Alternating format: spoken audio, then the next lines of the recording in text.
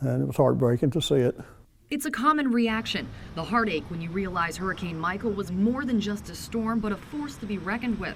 A hurricane so powerful it ripped the roof clean off Springfield Baptist Church, and now Pastor Virgil Tillman is wondering how they will rebuild.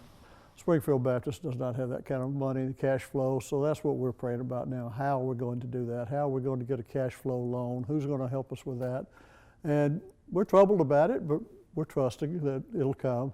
Like other area churches, Springfield Baptist leaders applied for assistance through FEMA, and now they see the light at the end of the tunnel.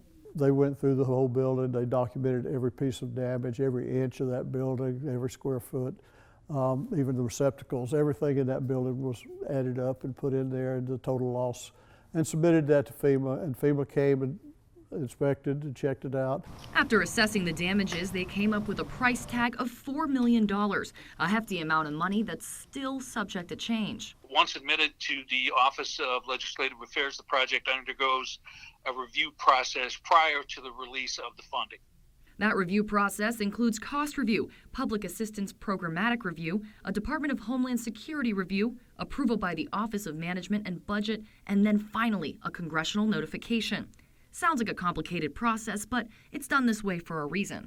That's an important part of the process is to ensure that taxpayer dollars are being spent effectively and efficiently. Once Congress gives notification, that money will be sent to the state, and the state is in charge of dispersing to the applicant. But even though $4 million is the proposed amount, there are factors that can change that final number.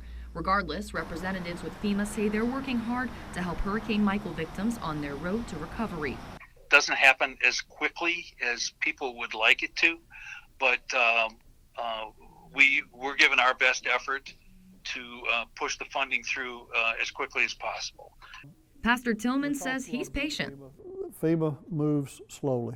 Slowly being a key word, but another key word, they're moving. They're still moving, and they have in the process now. He's willing to wait to get the work done properly, but he says he hopes his congregation is back in their home church as soon as possible. I have people, many of our people in their 80s and 90s, and they all say we want to get back in our church before we die. FEMA urges those involved in the assistance process not to wait on them to begin work. Jim Homstead recommends beginning construction and keeping track of all documentation relating to the rebuild. Kelly Grossfield, News 13, Panhandle Strong.